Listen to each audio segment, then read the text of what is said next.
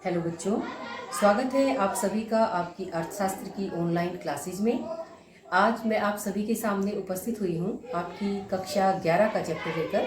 कक्षा 11 का हम चैप्टर 10 कर रहे थे जिसका नाम था केंद्रीय प्रवृत्ति के माप, जिसमें मध्यिका और बहुलक के बारे में हम पढ़ेंगे। मध्यिका के बारे में बहुत कुछ हम पढ़ चुके हैं, लगभग सारा हमने मध्यिका के बारे में पढ़ लिया है और अब हम बहुलक को पढ़ रहे हैं। इस चैप्टर की हमारी ये 10वीं वीडियो है।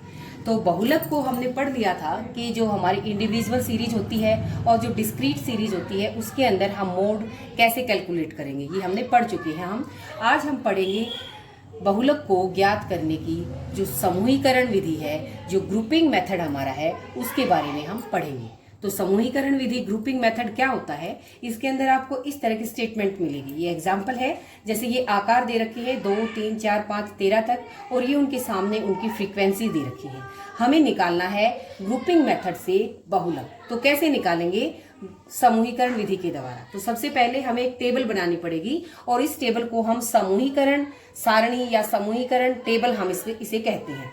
इस टेबल के अंदर हमारे इस तरह के 6 कॉलम बनेंगे। सबसे पहले हम ये जो हमने आकार लिए हैं हमारे 2 से लेकर 13 तक के, ये हम अपने इस सारणी के अंदर सबसे पहली लाइन के अंदर, पहली रो के अंदर लिखेंगे। फिर नेक्स्ट जो हमारी रो होगी उसके अंदर जो ये फ्रीक्वेंसी थी हमारी, फ्रीक्वेंसी को हम लिखेंगे। इसके बाद इस तरह से ये फ्रीक्वेंसी को अगर हम अपनी पहला हम अपना कॉलम माने तो हमें 6 कॉलम हमें बनाने हैं। 6 कॉलम बनाने के बाद जो पहला कॉलम है उसके अंदर तो हमारी फ्रीक्वेंसी आ गई। दूसरा जो कॉलम है उसके अंदर हम क्या करेंगे, ये मैंने यहाँ पर लिखा है 1 जमा 2। 1 यानी कि पहली और जो दूसरी आवृत्ति है, 1 जमा 2 का अर्थ क्या है? पहली आवृत्ति और दूसरी आवृत्ति, उसको हमें प्लस करके लिखना है। सेकंड कॉलम की बात मैं कर रही हूँ। फर्स्ट कॉलम में हमने क्या लिखा है? जो क्वेश्चन के अंदर हमारी फ्रीक्वेंसी दे रखी थी वही यो की यो। सेकंड कॉलम के अंदर पहली और दूसरी फ्रीक्वेंसी को जोड़ कर लिखेंगे। जैसे 3 जमा 8 को मैंने जोड़ दिया, 13 आ गया। फिर 10 जमा 12 अगले को जोड़ेंगे, 10 और 12 को जोड़ा 22। फिर 16 जमा 14 किए, 30 आ गए। 10 जमा 8 18 हो गई। 17 जमा 5 22 हो गए और 4 जमा 1 5 हो गए। तो इस तरह से हमारा दूसरा कॉलम, जिसके ऊपर मैंने लिख दिया 1 जमा 2, ऐसे पहले दूसरे को जोड़ते जोड़ते हमें उसको लिखते चलना है। तीसरे कॉलम में क्या करेंगे? यहाँ भी फ्रीक्वेंसी का जोड़ करेंगे, लेकिन यहाँ दूसरी और तीसरी फ्रीक्वेंसी, पहली फ्रीक्वेंसी को हमने छोड़ देना है यहाँ पर। तो दूसरी और तीसरी, पहली को तो हमने छोड़ दिया, दूसरी क्या है 8 और तीसरी 10। 8 जमा 10, 8 जमा 10 कर दिए, ये हो गए हमारे 18। फिर 12 जमा 16, ये कर दिए 12 जमा 16 28। नेक्स्ट वाले दो 14 जमा 10, 14 जमा 10 कितने हो गए? 24। अगले दो देखते हैं 8 और 17, ये हो गए हमारे 25। 5 और 4 ये हो गए 9। अब इससे आगे सिर्फ 1 बचता है, इसका हमारा जोड़ा नहीं बना तो इसे हम छोड़ देंगे। तो ये हमने तीसरा कॉलम अपना कर लिया, जिसके अंदर पहले में हमने जो हमारी आवर्ती थी वही लिखी, दूसरे में हमने पहली और दूसरी आवर्ती को जोड़ के आगे आगे जोड़ते चले गए। तीसरे कॉलम में हम दूसरी और तीसरी आवर्ती से शुरू करते हुए आगे जोड़ते चले गए। अब चौथा कॉलम, चौथे कॉलम के अंदर क्या करेंगे? पहली, दूसरी और तीसरी, तीन हमारी जो आवर्तियां हैं उनको हम जोड़ेंगे। पहली, दूसरी और तीसरी। अब पहली, दूसरी, तीसरी कौन सी है? 3, 8 और 10, ये 3 हो गए ना, 3, 8, 10, तीनों को हम जोड़ेंगे। 3 जमा 8 जमा 10 21 हमारा आ गया। अगली 3 12 16 14, ये 12 16 और 14 को जोड़ेंगे, 42 आ गए। अगले 3 हैं 10 8 और 17, ये हमारे 10 8 और 17 यहाँ पर जोड़ेंगे, 10 8 17 35 हो गई। अगले 3 5 4 और 1 को जोड़ा 10। तो चौथा कॉलम भी हमने कर लिया। पहले में सिर्फ आवर्तियां, दूसरे में पहली और दूसरी, तीसरे में दूसरी जमा तीसरी, ये हमें याद करना पड़ेगा। और चौथे के अंदर 1 जमा 2 जमा 3, यानी कि पहली 3 आवर्तियां। अब जो पांचवा कॉलम है उसके अंदर फिर इस 1 को छोड़ देंगे और अगले 3 लेंगे, 2 जमा 3 जमा 4। तो दूसरा तीसरा देखो यहाँ से हमारी शुरू हुई, दूसरा तीसरा चौथा, 8 10 12, ये 8 10 12 को जोड़ दिया 30। अगले 3 हैं 16 14 10, 16 14 10 को जोड़ेंगे 40 आ जाएंगे। अगले 3 8 17 और 5, 8 17 और 5 को प्लस किया 30। और आगे हमारे 3 का जोड़ा नहीं बना, सिर्फ 2 बच गए, तो उनको हम छोड़ देंगे। अब लास्ट वाला कॉलम करते हैं, जिसके अंदर हम अगले 3 जोड़ेंगे, 3 जमा 4 जमा 5। 3 जमा तीसरी हमारी आवर्ती 10 से शुरू होती है, 10 12 16, तो 10 जमा 12 जमा 16 38 आ गए हमारे। अगले 3 14 10 और 8 को जोड़ा 32 हो गए हमारे। अगले 3 17, 5 और 4 को जोड़ेंगे 26। तो बिल्कुल आसान है हमारा, सिर्फ हमें ये जो कॉलम है ये याद करना है। पहले वाले के अंदर जो हमारा x दे रखा है, आकार दे रखा है, वो यूं का यूं।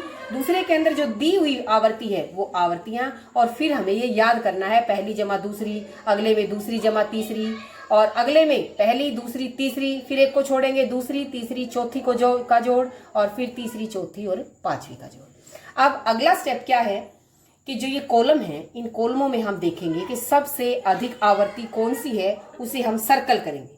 ये पहली है हमारी 3 8 10 16 12 16 14 10। सबसे ज्यादा क्या है? सबसे ज्यादा 17 है। तो जो सबसे ज्यादा है उसे हम सर्कल कर देंगे। ये मैंने सर्कल कर दिया 17 को। तो 17 को सर्कल करने के बाद हमारा ये इसको सर्कल कर दिया। अगले के अंदर सबसे ज्यादा क्या है? 11 22 30, और ये सबसे ज्यादा हो गया हमारा 30। 30 को हम क्या करेंगे? सर्कल कर लेंगे।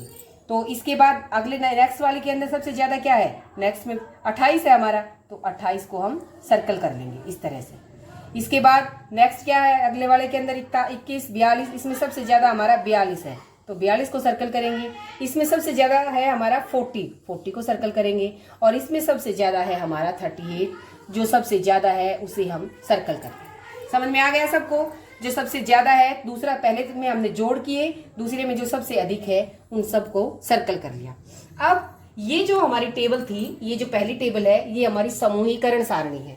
जो दूसरी एक और टेबल अब हमें बनानी पड़ेगी, उस टेबल का नाम है विश्लेषण सारणी। ये हमारे MCQ के हिसाब से हमें पता होना चाहिए कि जो समूहीकरण विधि होती है उसमें 2 टेबल बनती हैं। पहली टेबल को हम समूहीकरण सारणी कहते हैं, दूसरी टेबल को हम विश्लेषण सारणी कहते हैं। विश्लेषण सारणी में क्या करना है? हमें एक और टेबल बनाएंगे। जो हमने यहाँ ऊपर अपने 1 2 3 4 जो हमने ये कॉलम लिए थे, ये कॉलम हम यहाँ पर लेंगे। ये कॉलम हम यहाँ पर लेंगे, और जो हमारी आवर्तियां थी उन आवर्तियों को हम इस तरह से लेंगे। आवर्तियों को लेने के बाद हमें क्या करना है? अब जैसे हमने सर्कल किया था, अब हम उसको देखेंगे। जो अधिकतम आवर्ती थी वो 10 की थी, 17 थी। 17 किसकी आवर्ती है? 10 की। तो जिसकी अधिकतम आवर्ती है उसके सामने हम टिक का निशान लगाएंगे, क्योंकि अधिकतम आवर्ती 17 10 की है, तो 10 को यहाँ 10 को हम एक टिक लगा देंगे, इस तरह से टिक लगाएंगे। और इसके बाद जो है फिर तो 10 इसको हम इस तरह से क्या करेंगे? सर्कल कर देंगे। अब इसके बाद नेक्स्ट देखते हैं। तो सबसे अधिक आवर्ती हमारी 17 जो है वो 10 की थी, तो 10 के सामने हम क्या करेंगे? टिक लगा देंगे। नेक्स्ट वाले कॉलम में 30 है सबसे अधिक आवर्ती। किस किस की है ये? 16 और 14। ये हमारी 16 और 14 6 और 7 की है। तो 6 और 7 को अब हम क्या करेंगे? ये 6 और 7 दूसरे कॉलम में, तो 6 और 7 को टिक कर लेंगे। अब सबसे अधिक क्या है? 28 12 और 16 की। ये 12 और 16 किस किस की है? 5 और 6 की आवर्ती है। तो 5 और 6 को क्या करेंगे? हम यहाँ पर टिक कर देंगे तीसरे कॉलम में। तीसरे में चौथे कॉलम के अंदर क्या है? 40 12 16 14 की। 12 16 14 ये हमारे 5 6 और 7 की आवर्तियां हैं। तो 5 6 और 7 को फिर टिक करेंगे, 5 6 और 7। नेक्स्ट वाले के अंदर देखते हैं हम पांचवें कॉलम में। पांचवें कॉलम के अंदर 40 16 14 और 10। 16 14 और 10 ये 6 7 और 8 की हैं। तो 6 7 और 8 को टिक करते हैं। 6 ये 6 हो गया, ये 7 और ये 8। अब हमारा कौन सा कॉलम आ गया? छठा कॉलम। छठे कॉलम के अंदर सबसे अधिक आवर्ती 38 10 12 और 16। 10 12 और 16 ये रहे हमारे जो 4 5 और 6 की आवर्तियां हैं। तो क्या करते हैं? 4 को 5 को और 6 को हमने क्या कर दिया? टिक कर दिया। तो दूसरी जो हमारी विश्लेषण सारणी थी उसके अंदर जिसकी अधिकतम आवर्ती आई उसको अधिकतम आवर्ती वाली मदे, उन अधिकतम आवर्ती वाली मदों को हमने राइट टिक कर दिया, राइट का निशान लगा दिया। अब क्या करना है हमें? अब योग करना है, जोड़ करना है। इन जो ये टिक है इन टिक का जोड़ करना है हमें। ये देखिए ये इसके अंदर एक ही टिक है, यहाँ पर तो कुछ है ही नहीं, यहाँ एक टिक है। इस लाइन के अंदर हमारे 3 टिक बने और यहाँ पर 1 2 3 4 5 बने और यहाँ पर फिर 3 और यहाँ पर 1, यहाँ डैश, यहाँ 1 डैश डैश डैश। अब यहाँ से हम ये देखेंगे कि सबसे अधिक टिक कौन से हैं हमारे? 5 और 5 किसके हैं? 6 के। तो हमारा जेड, हमारा मोड क्या होगा? 6 होगा और ये हमारा आंसर होगा। तो ये हमारी ग्रुपिंग मेथड था, हमारा समूहीकरण विधि थी, जिसके अंदर हमने 2 टेबल बनाए। पहली टेबल का नाम समूहीकरण सारणी, दूसरी टेबल का नाम विश्लेषण सारणी। समूहीकरण सारणी के अंदर हमने 6 अपने कॉलम्स बनाए और उन जो हमारी विश्लेषण सारणी थी उसके अंदर हमने जो अधिकतम आवृत्ति वाली मदें थी उन मदों को दर्शाकर जिसके सबसे अधिक हमारे टिक के निशान आए वही हमारा क्या होगा, बहुलक होगा। तो मेरे ख्याल से आपकी समझ में आ गया होगा। तरीका थोड़ा लंबा है लेकिन बहुत ही आसान है। आप वीडियो को 2 बार देखें, 3 बार देखें, आपकी समझ में जरूर आएगा। समूहीकरण विधि बहुलक निकालने की एक बहुत ही आसान विधि है, लेकिन बस थोड़ा सा हमारा टाइम कंज्यूमिंग है। ये पेपर के पॉइंट ऑफ व्यू से इसमें से कम आता है। हाँ, एमसीक्यूज के अंदर इसमें पूछा जा सकता है। जैसे मैंने बताया 2 इसके अंदर टेबल होती हैं। पहली टेबल को समूहीकरण टेबल कहते हैं, दूसरी को विश्लेषण सारणी कहते हैं, और इसके अंदर जो कॉलम बनते हैं वो हमारे 6 कॉलम बनते हैं। तो मेरे ख्याल से आप सभी को समझ में आ गया होगा। आज के लिए इतना काफी है। आपको अगर मेरी वीडियोस पसंद आ रही हैं तो आप सभी सब्सक्राइब मेरे चैनल को जरूर करें, और जो दूसरे आपके फ्रेंड सर्कल है उनमें भी सबको बोले चैनल को जरूर सब्सक्राइब करें। आज के लिए इतना ही। आप सभी का वीडियो देखने के लिए बहुत बहुत धन्यवाद।